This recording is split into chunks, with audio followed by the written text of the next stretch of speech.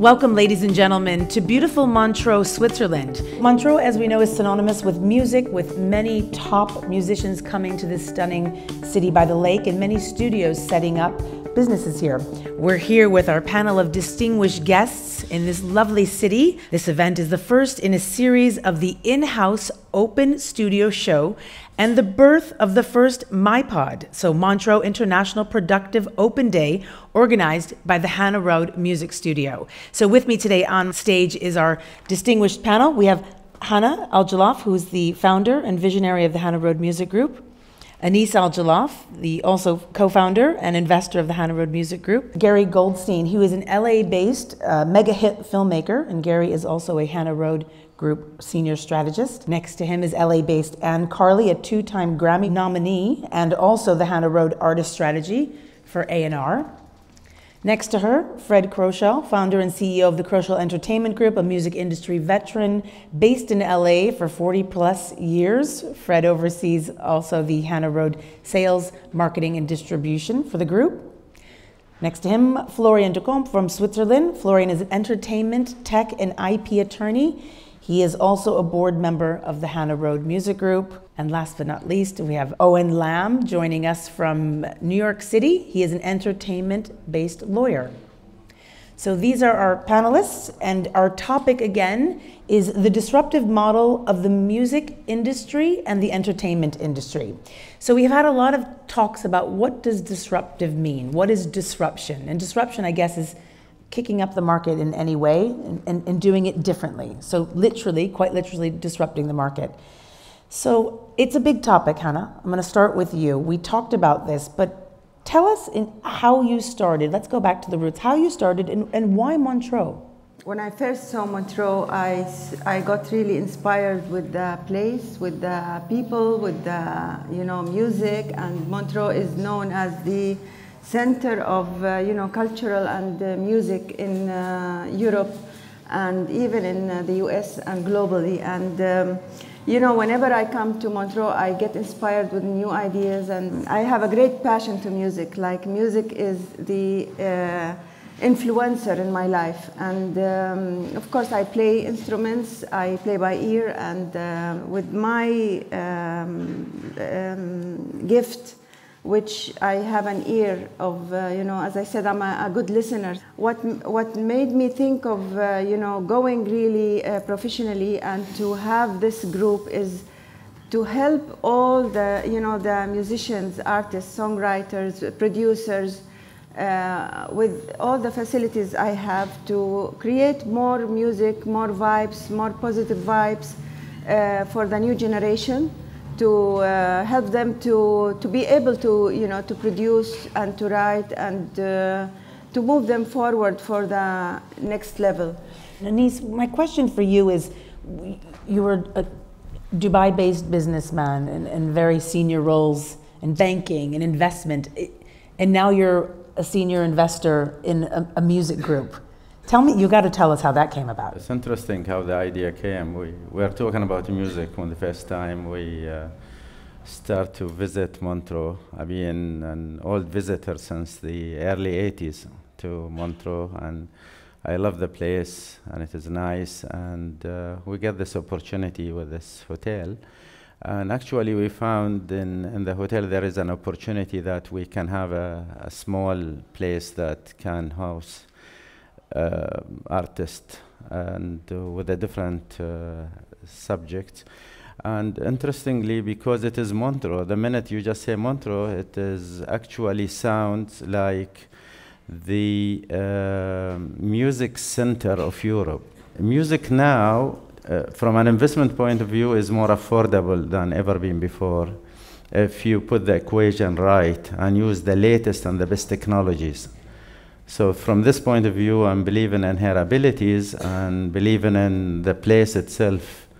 This just all put together to say it is the right time to really be in this type of investment. And a strategist for the Hana Road Group, among many, many different titles that you're taking here. We have a young audience with us of budding, musicians and talent. Give us your experience with working with the group on how building a legacy for these kids, or new talent, I don't want to call them kids. Tell us how you do that at the Hana Road Group. Well, I think as much as we're using new technologies, and we are, of the modern age, right? There's certain things that don't change, and I think a lot of the major labels we're doing things that a lot of the major labels no longer do, and there's two things that are always the same. One of them is that story, your story, the story you tell as an artist, as a producer, as a songwriter. That's how you communicate with an audience, and that never changes. And I think one of the things that the major labels don't do anymore is artist development, and artist development is sort of the nurturing of the artist and sort of kind of helping them identify and refine and to tell their story to reach an audience emotionally.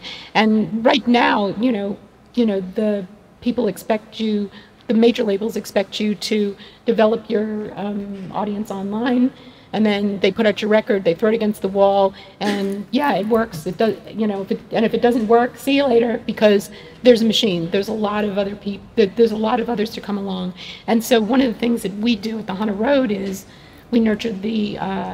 We do real artist development, and it's not just in the area of music. One of the things also that makes us unique is that we look at sort of kind of all facets, because the world has changed. It used to be that everything was very compartmentalized. So you were a music artist, you're an actor, you're a writer, it's very different now. Again, all going back to stories. So a lot of the artists that we sign and a lot of the people that we work with and the talent that we look for is people that actually can kind of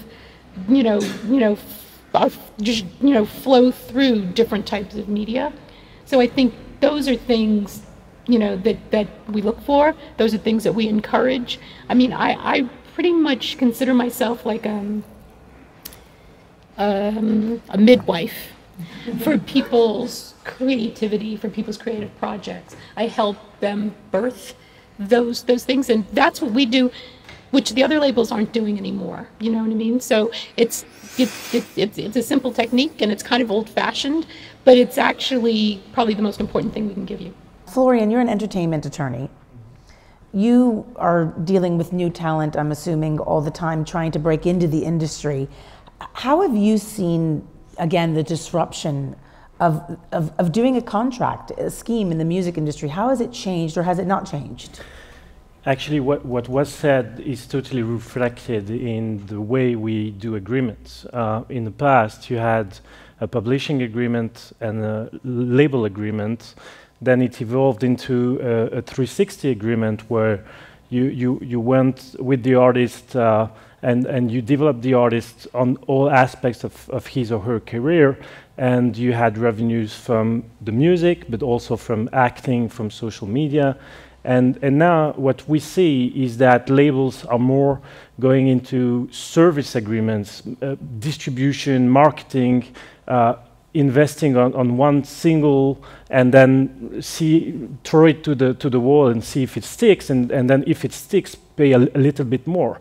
And actually at the Hana Road, we're still trying to make artists grow, have this artist development, and not only investing in quantity, in several singles, but really making the artist grow, evolve, find a place out here in the industry. Oh, and in your experience in being an entertainment lawyer in the US, is there a gap that's been bridged between sort of what's happening in Europe and in the US with new talent? Is it the same? I'm here with Easy Moby, a producer who's worked with, he's a very well-renowned producer. And I think they're bringing him into the fold, or have invited him to the fold so that we can bridge this gap which has occurred between the US and Europe. So Hana, I'll give that question to you because we're talking about the different genres. So at the Hana Road Music Group, there's many genres of music. It's not just jazz, it's not just hip hop, there's many different. Give us a kind of a list of the genres that are done. Sure, sure. I would like to talk about a brand which we have created. It is called the Open Studio Show. Why we called it open? Because it is open for any style, any theme, any genre, any talent. That they can come and perform, to be filmed and to be exposed to the world. And for production, we are not really limited to one style. This thing will encourage any talent to get out what they have. Because I believe each artist, they have a special thing and they should get it out, and to work together as well with like when we communicate together. We can even, with the, like personally, I believe like when we have many people working together with different styles, we can do a lot. So we work with, like, as I said, like for me, I love classical music, I love hip hop, I love, pop, I love, like all of them. And I believe that we can do a lot with having all artists are involved in those styles. Gary, this one's for you. For young talent, we have a lot of young talent in the audience. To make it to the top, what do they need? Do they need songwriting? Do they need styling? Do they need developing? Do they need all of the above? And how does someone caretake that? Because you're just one of millions. Yeah, well, I think all of the above is the correct answer. And how you caretake that is you can't necessarily think in terms of competition. You just say, at the Hana Road, we're really just looking for, we're not genre specific, we're artist centric. And we're looking for people who are that distinctive, that gifted, multifaceted. We really look for an artist. And once we find that, we want to encourage it in every way possible. And so certainly there's the music, and as everyone said, the system has really sort of abandoned artist development, and it's not just in music, it's in all the fields. If you're an author, a filmmaker, an actor, musician, same experience. And in the new landscape, there's great challenges, and with that come great opportunities. And I think it's really ours to, as Anne said, help birth that talent and encourage them, surround them with the right people, the right resources, and encourage them in every one of those categories to develop their own unique creative signature, to have the confidence to become who they really desire to be, to create their own intellectual property. Owning content is very important today. So to really encourage them to participate in the songwriting process increasingly. So that's really sort of our attitude about the artist, the individual artist. For those who do not have the benefit of a Hana Road to support them, the same applies. You have to look around and find those with whom you can collaborate and encourage one another and grow in those ways. How can you, for young talent, in your experience over the years and now as a strategist and with the Hana Road Group, how do you A, spot talent, how, and then how do you nurture that talent? And then most importantly, assuming there's a financial resource issue with this young talent, how do they get the funding? How we find talent is there's no straight path, right? It's a Mobius of relationships and just keeping your eyes and ears open, listening to as much music as possible. And then nothing is linear in life. So, people tell us about this artist or that young musician, and we have an appetite. We're eager, we're curious. So we go out and listen to artists. So it's unpredictable how we discover talent, and I think that's part of the fun and the challenge and the beauty of it. And for those who do not have a label or a support system, I think we talk a lot about sort of riding the wave of the new technologies and really enhancing our opportunity to connect with audience and grow our career. That's fabulous. But the flip side of that coin, the twin, is always sort of old school. It's go back to basics. So collaborations, showcases, playing in bars and clubs, refining, just like logging hours. If you're a pilot, if you're a musician, you've just got to really be devoted. We've heard the stories time and again, the Ed Sheerans, the Beatles, on and on and on, who did the exact same thing. And there's no substitute, there's no silver bullet. You've got to really invest yourself in the discipline of your art. So I think one of the great things about technology for young artists today is that they can actually, in their own homes, with the stuff that they have, create music. And they can also they can film themselves and they can create a way to make their own demo. Years ago, you had to have a studio, you had to have a producer, you had to have a lot of things. Now, you can really, really pretty much do it, on your own, which is great. Part of the problem with that is there's a glut. There's so much stuff that's out there. Yeah, it's like, how do you, how do things come to our attention? Sometimes it's by the personal, like, an artist, like a manager or an agent or a friend will say, oh, have you heard this? Have you seen this? So we can, so it's something that we can do immediately, which is different from the old days for sure. But there is just so much stuff. So one of my biggest probably pieces of advice, which again is very old-fashioned advice, but it sticks through to this day, is focus and hard work and consistency. Because it's the people, when you look at Ed Sheeran's career, he wasn't always great. He'll say that himself. When he was 12 years old, you can see, and he's posted on the internet, these horrible songs that he used to do, like when he was just, learning how to write and sing, you know what I mean? But the thing is, one of the reasons why he leaves those up there is so that kids that want to be in his position can see that this wasn't just like he fell out of bed and suddenly he wrote, thinking out loud. He worked at it. And I mean, Quincy Jones, anybody who's had real success in this business, and by success, for me, success isn't like a one-hit wonder. Success is a long-term career, like longevity, evolution. To me, that's the definition of an artist. And an artist is what I'm looking to sign. I'm not looking to sign somebody who can make a hit record. Because a hit record could be, a hit record could be here or there. We are a small label. Our relationships with the artists are very personal. Our relationships with all the creators are personal because basically you're trusting us with your lives. You're trusting us with your children. You're trusting us with your very, very hearts and very intimate stuff about yourself if you're really digging deep and you're making your music from that place that's your gut. So one of the things that I will say is that stick to it. It's as much sweat as it is talent. You can have a ton of talent and not put the work in, and I'm not really interested in you because I need you to work as hard as we're working for you because it's your life. And so that's number one. Number two, when you're working, put your phone down. Look inside. Don't look at a screen. Don't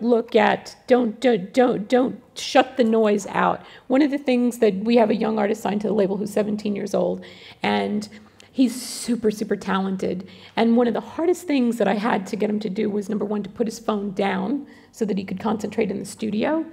And number two, to not try to compete with everybody else, because our TV shows are loaded with competition shows, pitting people against each other, like who's going to get the most votes, who's the audience going to love, or when you're on Musical.ly or any of the others, how many likes do I have? How many hearts do I have? How many people are saying that they love me? It's all crap. I mean, there's something to it, but it basically is crap. And when you're in that creative space, shut that noise out. And just remember, don't compete with anybody else. You just have to be, on that moment, the very best and to say the most truth about your art or music or that you can at that moment. And I think, it's hard to shut that noise out. So hard work and, shutting that noise out. Very good advice, interesting advice. Fred, I wanted to ask you, we were talking about some of the interesting talent that you've signed at the Hana Road Music Group. Can you tell us, without naming names, what the genres are and who you've signed and how you've gotten them, as you said, to, you know, this generation is young and they can't shut down. Life is all about how many likes you're getting. It's like an athlete. You have to be very strong in all these areas. And when we're evaluating who's going to be coming to the label, which is really Anne's title, there could be weaknesses in live performance, but the songwriting's great. They could have great songs, etc. But it's a full analysis, and it's an evolution to once again grow you as an artist to the best that you can be in all areas. As far as entry points go, some entry points are based on a song and a single, as you see in the industry. Some are based on building their foundation through live performance. To me, and in my opinion, I think you got to be strong in all areas. I think it is your image, it is your music, and as Anne very nicely said, get away from the distractions. Being strong in just one area may be an entry point, but if you're talking about a foundation for an artist to be long-term and be in the industry 30, 40 years, okay, you have to be strong in everything. Florian, give us the legal, and Owen, I'd like to hear the legal point of view and how young artists can do that. How can they afford the legal fees in being a young artist and making sure that their brand and their reputation, if they don't sign with a boutique? Well, I think what technology changed is that the artists will record in their kitchen, then they will have their videos, their likes, then have their own distribution channels, and then the label will come into play. You know, it's coming into play at the latest stage. And at this stage, the artist may already have some audience, may already have some revenues, and may hire a good lawyer to actually negotiate with the label. So it's coming at the later stage. And if I may, I'd make an analogy with the startup world. You have a startup, you have somebody investing in it in a seed stage. The seed stage is now the artist doing this investment round, and then the label comes in at a later stage and invests in the development of the product, and then makes the product come out into the world. So at the Series A stage, a startup has hired a good lawyer and will discuss with the investor, and that's a little bit the same now what's happening in the musical world, where some labels think about the music industry as a succeed fast or lose fast industry, like exactly in the startup world. Which is such a juxtaposition to what the label has to say, because it's interesting, because truly when it's coming to funding, it isn't a startup. But you also have to keep in mind that you don't want to lose heart when you're nurturing a talent. Hana, this question is for you. The Hana Road Music Group, it's evolving and growing in today's changing times for this generation. Again, they're defining themselves in this new, and I hate to say it again, disruptive model, but it is disruptive because you could go online, get a YouTube channel, get 2 million hits, and then you're an overnight success. But what Anne was saying is that, the group doesn't want to nurture one-hit wonders. They want to nurture long-time longevity in a career. How are you as a label dealing with that, with this new young generation when you sign someone? Actually, we should ride the wave of the disruptive model, because whether we like it or not, the train is going. So we have to always adapt, and it's fast, it's daily. All the work which the young generation are doing on YouTube, on social media, they are very courageous, they are very confident, they send direct messages. I receive daily, direct messages on Twitter, on, my personal Instagram with new music, with So the technology is there. You know, before we've never had it. You know, I've never knew somebody in Japan, or I've never heard a melody in Australia. But now we should, you know, like live with it and know how to handle it. And you know, this is on a personal level, and you know, with our great team we have, you know, internationally, I feel so confident that, you know, we are really every day adapting with the new terms, with the new technology, with dealing with the new generation, because our fortune is the new generation with their new melodies, with the positive vibes. And that's how I see, you know, with also my team, how, you know, like dealing also with as Anne said, our, like, let's say 17-year-old artists, that we have to understand each other. I think the really nice thing about the group is that it does feel like a family.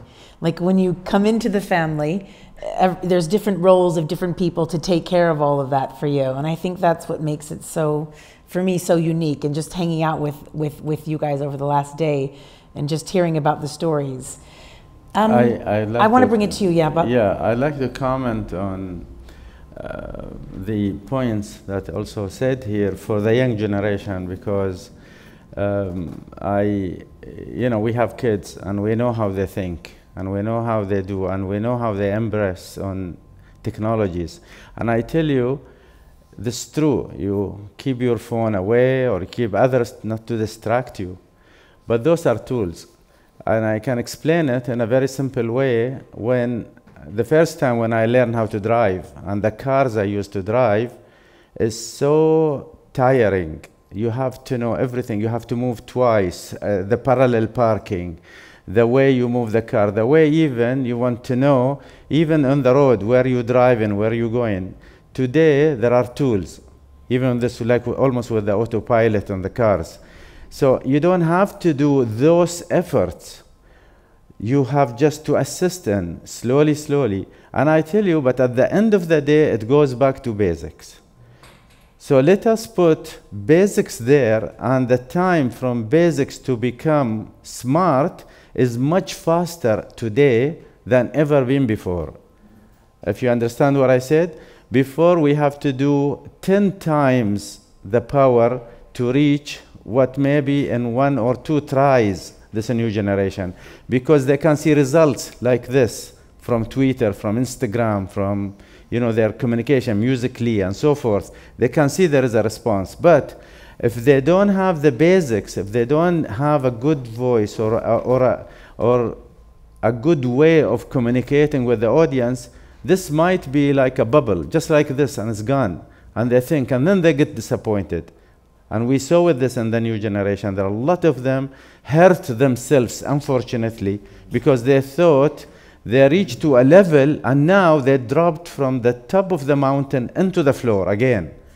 And they start to get into themselves. And they said, I thought I was good. You know, what happened now? Why I am not as good as I thought I was? And the problem is, using these new technologies that bubble you like this, but you don't have your feet on the floor stronger. So I think the message here is combine both, but don't make them fight with each other. Like when you want to concentrate on yourself and you want to build your career, please lock the place and get it from here and get the story, as what I'm saying, because people love to hear a story. All the songs you will remember are songs with stories. They have a story, they always remember, it connects in any type, good, bad, up, down, whatever, but it goes into this. And I can see it, and this is one of the things also we look at the artist. We look that this person has a long-term objective. It's not like I want to be tomorrow, I want to be blah, blah, blah. No, it doesn't work that way. People really went through a very hard time and a very intensive time and no sleeping nights, and they made themselves to reach where they are. It's not an easy road, but it's not difficult.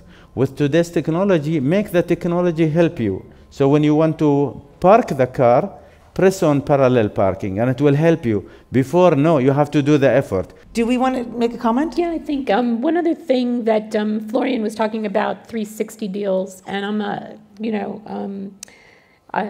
360 deals are kind of an interesting phenomenon, and because I've been involved in the crossover of a couple of artists like Will Smith into TV and movies, and Britney Spears, that was kind of the start of why the major labels started doing these 360 deals, because they started these artists at the record label. Will Smith was originally a rapper in a group called DJ Jazzy Jeff and the Fresh Prince, and got him to a certain point. We made the videos, developed his persona, but then when he got his television show, which reaped him millions and millions and millions and millions of dollars, the record company who started it didn't share in that, even though they'd done all the initial investment.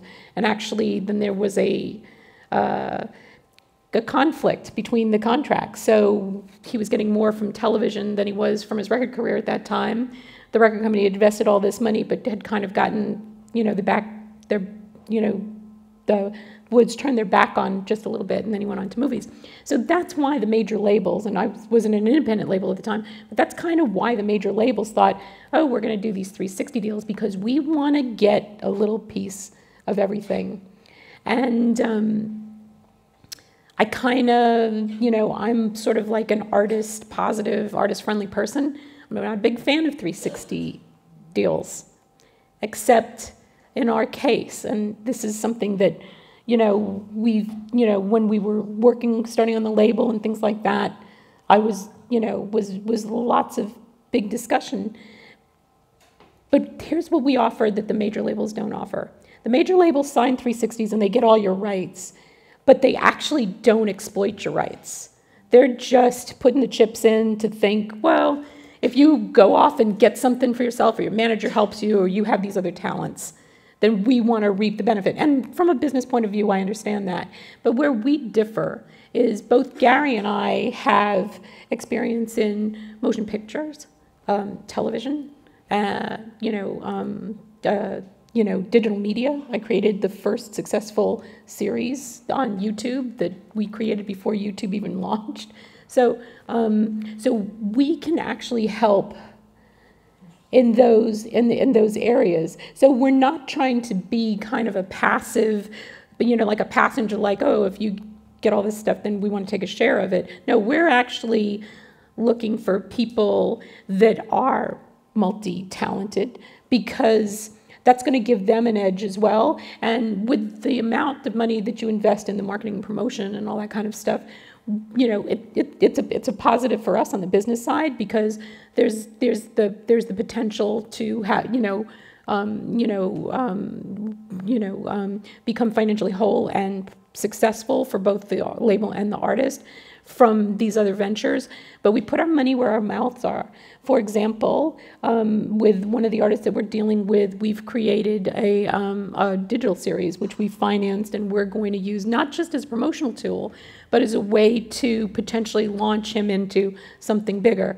Another one of our artists, one of the videos, again, came around organically, and Gary and I are going to go pitch it around Hollywood to be a television series. Now, whether we'll be successful or not, we don't know, but we are not just glomming onto the opportunities, we're also creating the opportunities for our artists and for our company as well. Since we are here all together, and since we've been talking about the Hana Road, I wanted to say that the direction and the message from the Hana Road is that we would like to see a better world, and we would like to see a music for peace and humanity and better environment. And yeah, very good. Thank you. Excellent. So I'd like to see our communication together to go to that direction with writing music, producing, to help the little ones, the new generation, to listen to our really beautiful lyrics, which help everyone to have a better world. It's beautiful, very, very beautiful.